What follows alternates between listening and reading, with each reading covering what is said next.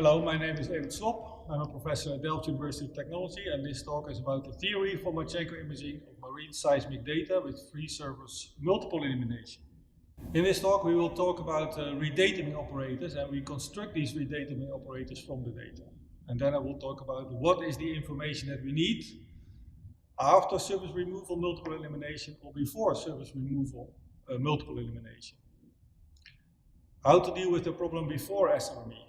Then I'll talk about advantages and disadvantages of this current method, and I will give a numerical example in one dimension. And I end with conclusions.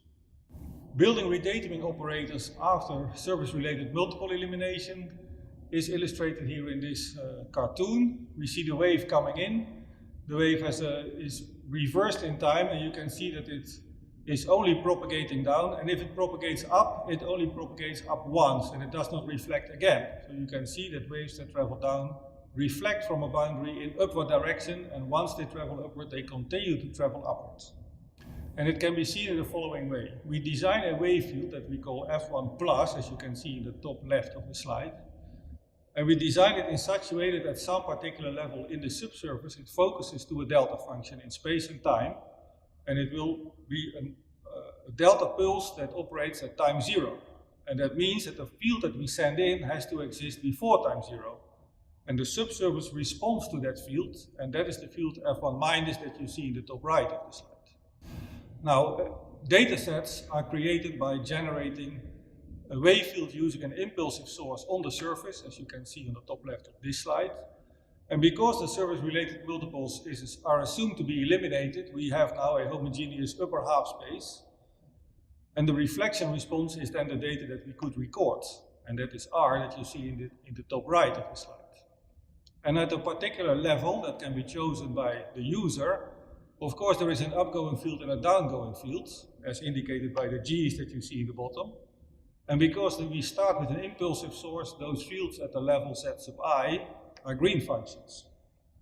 If we now send in a focusing wave field as we did before in the truncated medium, but now we send it in the real medium, so we don't use a delta function to generate the wave field, but we use this function F1+, then the response of it is of course the true Earth reflection response convolved with the input wave field F1+, as you can see in the integral expression in the top right.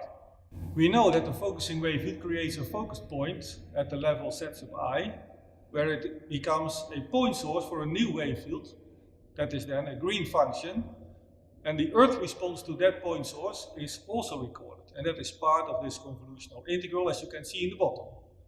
So the output is the focusing response that we saw before, plus a new green function that has its source location in the focusing point at the focusing level. And we also know that these green functions, they are related to the reflection response only below the focusing level. And that is expressed in the integral that you can see in the bottom here. The upward green function measured at the surface due to a source in the subsurface is equal to the reflection response of the medium that exists only below that virtual source point times the downgoing green function. And that is an important clue. So all the information about the medium above the focusing level is contained in the green function. And we can make two important observations because of this. We have already removed all the surface-related multiples, and that means that the downgoing wave field is convolved with the reflection response of the subsurface, and the output is the upgoing focusing wave field and the green function. And the focusing wave field has no memory of the medium above it, only of the medium below. And the second important observation is that the up and downgoing parts of the green functions are related to the reflection response of the medium that exists only below the level where we know the green function. And so we can look at this again at redataming operators before we remove the surface-related multiples, and because these focusing wave fields do not have any information about the world above them, the free surface does not have any influence on the focusing functions, and so this video that you see here is exactly the same as the wave field that we would recover if we apply this after surface-related multiple elimination. And so we can send in the wave fields from the homogeneous half space into this truncated medium, and we get a delta response, and then the output, of course, is again the focusing wave field as before. But now the measured data is not a downgoing impulse, because the free surface generates a lot of multiples, and we have a measured wave field Vz plus, that is the particle velocity, measured at the receiver level, generated by a source at another level. And of course we measure in the streamers, we measure the particle velocity that is upgoing. And we have to be able to separate the up and down going wave fields. And because we do not start with a point source anymore, but with an arbitrary downgoing wave field, the wave field at any subsurface level z sub I is now expressed as up and down going parts of an acoustic pressure. And so we can send again, instead of a point source, we can send in again this downgoing focusing function, and we convolve it with the upgoing field response.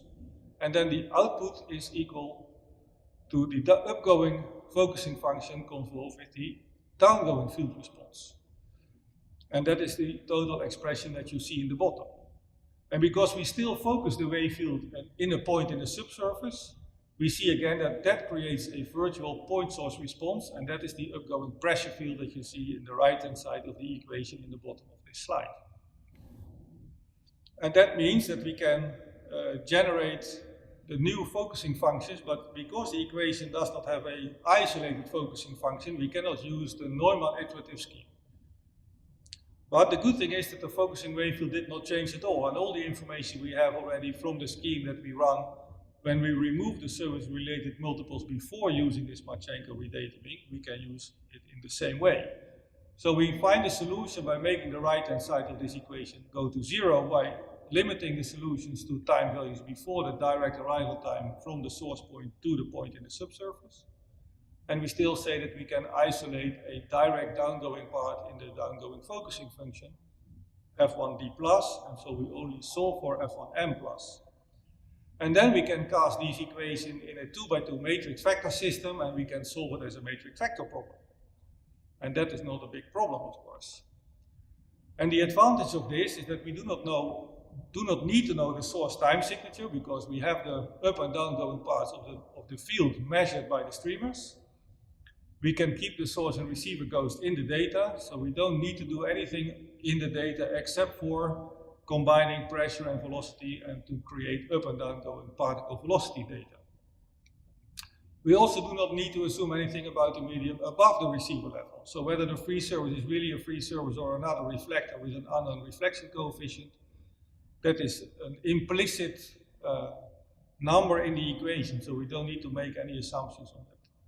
We also don't need to perform surface-related multiple elimination, and the focusing wave field is found as a ghost-free impulse response within the bandwidth of the data.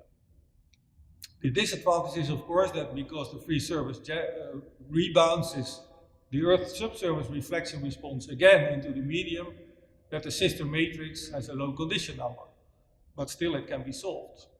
To go to a one-dimensional numerical example to show how the method operates, we take a sea layer of 75 meters, and we put the source 10 meters below the surface, and the receivers we put 20 meters below the surface. We use a 20 Hertz Ricker wavelet to generate the wave field. And this is the data that you can see that we use as up and down going parts of the particle velocity data.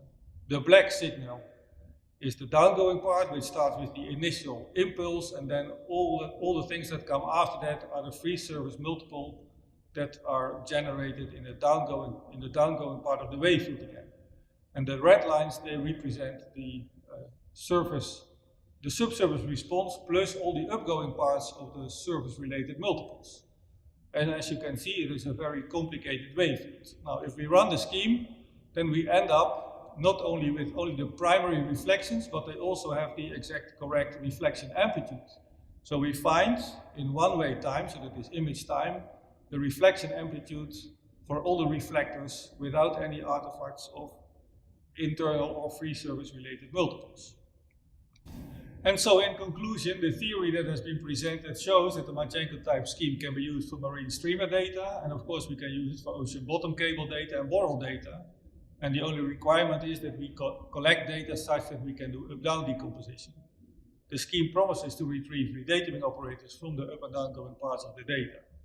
These do not depend on the world above the receiver, so we do not make any assumptions about the reflectivity of the free surface.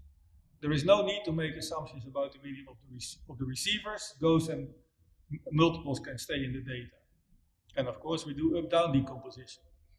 The focusing wave field is found as an impulse response within the bandwidth of the data and can then be used to create high-resolution images that are free of artifacts from all kinds of multiples. Thank you for watching this e-lecture. If you like the presentation, please visit the EAGE YouTube channel for more e-lectures.